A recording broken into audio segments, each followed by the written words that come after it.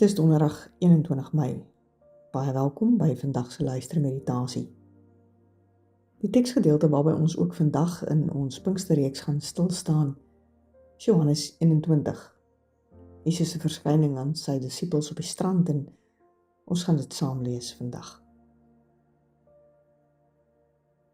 Voor ons gaan saam lees wil ek jou graag nooi om saam met my 'n kers aan te steek, die opstandingskers wat ons herinner daaraan dat Jesus opgestaan het uit die dood uit, dat hy lewe, dat hy opgevaar het na sy Vader, dat hy sit aan die regterhand van God, van waar hy heers en van waar hy vir ons pleit.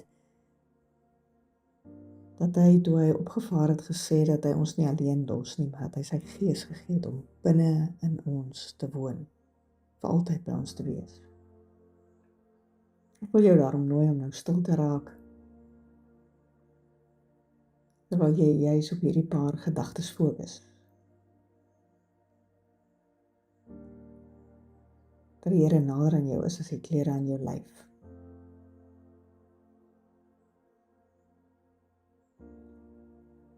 Raak rustig en voel hoe jou asem stadig dieper word.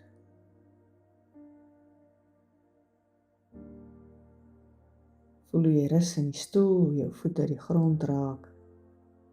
En vir hierdie oomblik hoef jy niks te doen nie, net hier te wees.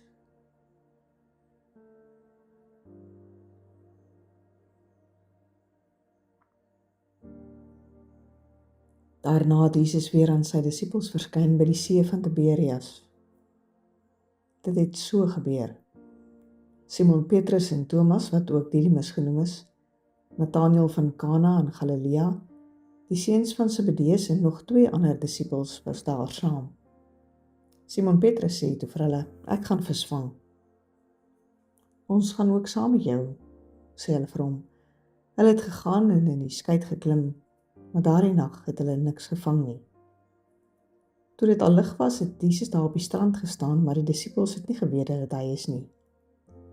Jesus vra toe vir hulle, mense, het julle nie iets gevang om te eet nie? Nee, antwoord hulle hom. Hy sê toe vir hulle, gooi die net aan die regterkant van die skei uit, dan sal julle iets kry. Hulle het die net toe daar uitgegooi, en vanweë die groot klomp vis kon hulle hom nie weer intrek nie. Die disipel vir wie Jesus baie lief was, sê toe vir Petrus, dit is die Here. Toe Simon Petrus hoor dat dit die Here is, het hy sy hemp aangetrek, want sy bole was kaal, en het in die water ingespring. Hulle was nie ver van die land af nie, net omtrent 100 tree. Die ander disipels het met die skytjie gekom, en die net met die visse gesleep.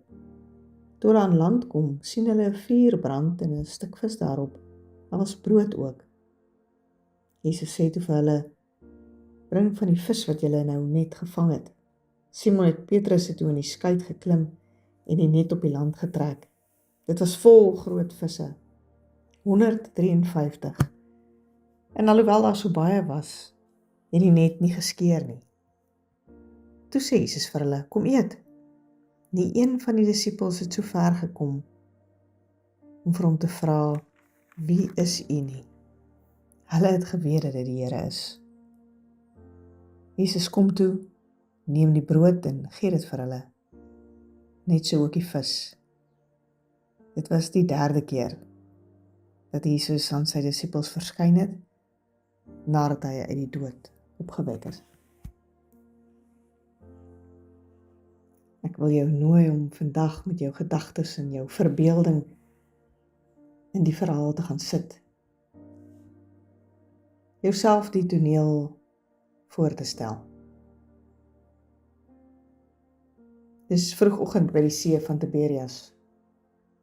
Die lug is nog koel. Die disippels is in 'n boot. Hulle het die hele nagvis gevang, maar niks gekry nie. Geen beweging in die nette nie, geen resultaat vir al die moeite nie.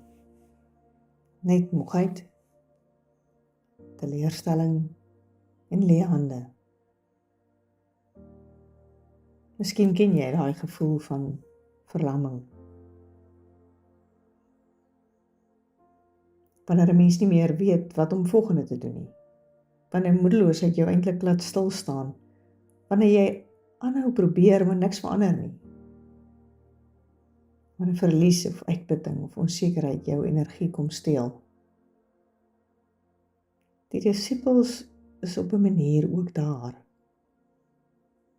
Dis na die kruisiging, die trauma van hulle goeie vriend Jesus wat hulle beleef het, die verwarring, hulle eie skuldgevoelens waarmee hulle loop.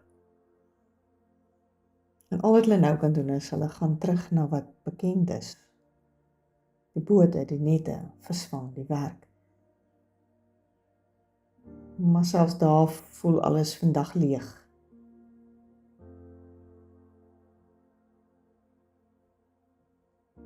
Leef jouself vir 'n oomblik in hulle ervaring in.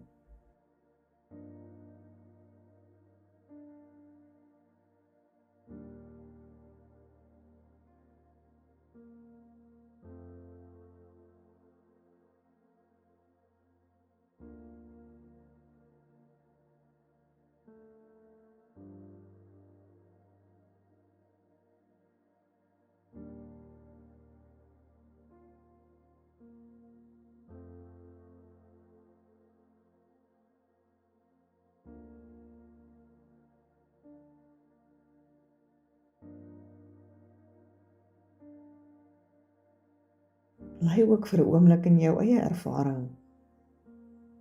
Waar voel jy dalk tans vasgevang of moedeloos of verlam?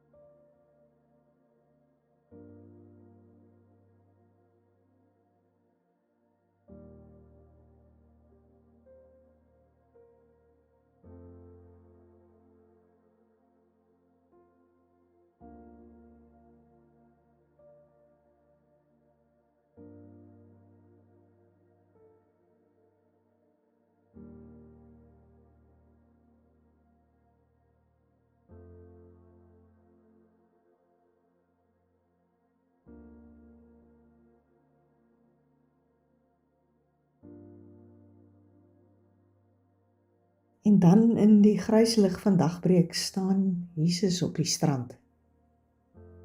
Hulle herken hom nie eers nie. Dalk gebeur dit ook soms met ons, dat Christus naby is, maar dat moegheid en teleurstelling ons oë as ware dof maak. Ons eintlik net geen verwagting meer het nie. En dan hoor jy sy stem oor die water. Gooi die net uit aan die regterkant van die boot. Klink so eenvoudig, so klein.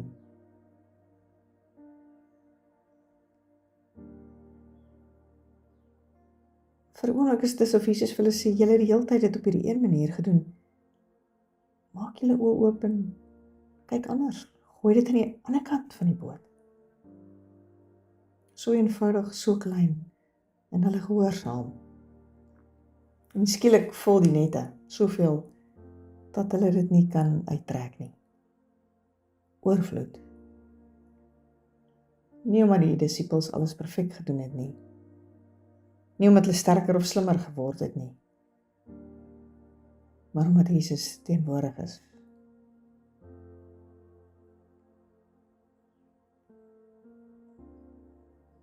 Is dit nie wat die evangelie van Johannes eintlik maar kom doen nie? Dit kom wys vir ons dat waar Jesus teenwoordig is, breek oorvloed telkens deur die ervaring van tekort.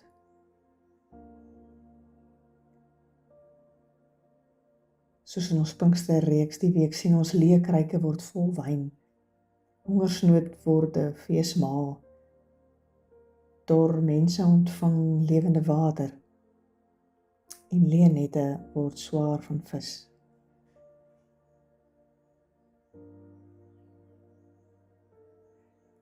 Jesus het reeds 'n vuur op die strand gemaak, brood, vis en ontbyt wag vir hulle. En hy sê vir hulle, kom eet. Hy sê nie verduidelik julle mislukking, bewys julle geloof nie. Nee, dit is baie eenvoudig. Kom eet.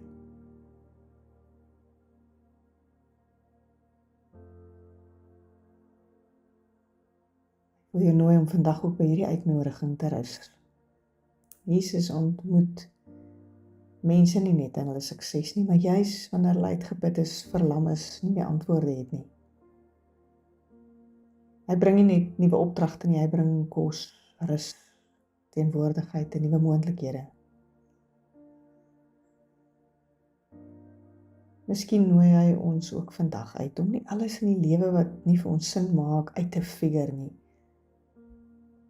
Miskien nooi hy ons net uit om weer sy stem te hoor. Om weer die net uit te gooi, om weer oop te wees vir nuwe lewe. Ontvang vandag sommer net Christus se teenwoordigheid in jou lewe.